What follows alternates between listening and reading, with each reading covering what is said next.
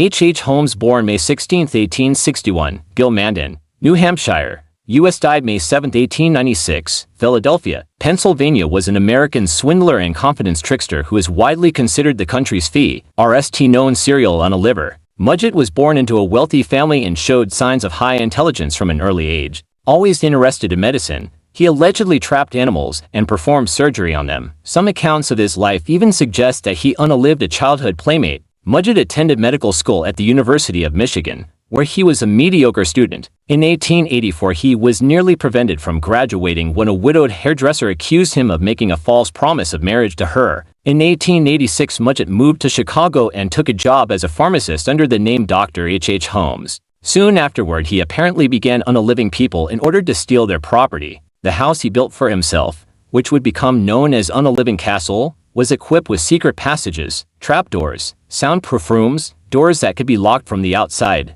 gas jets, and a kiln to cremate the bodies. At the reputed peak of his career, during the World's Columbian Exposition in Chicago in 1893, he allegedly seduced and unalived a number of women, typically by becoming engaged to them and then unaliving them after securing control of their life savings. Mudgett also required his employees to carry life insurance policies, naming him as beneficiaries so that he could collect money after he unalived them. He sold the bodies of many of his victims to local medical schools. In 1893, Mudgett was arrested for insurance fraud after a fire at his home, but he was soon released. He then concocted a scheme with an associate, Ben Pittizel, to defraud an insurance company by faking Pittizel's unaliving. After Pittizel purchased a $10,000 life insurance policy, he and Mudgett traveled to Colorado, Missouri, New York, Pennsylvania, Tennessee, and Texas, where they committed other acts of fraud along the way. Mudgett also married. Returning to Missouri, Mudgett was arrested for fraud and briefly jailed in St. Louis. While in jail, he met Marion Hedgepeth,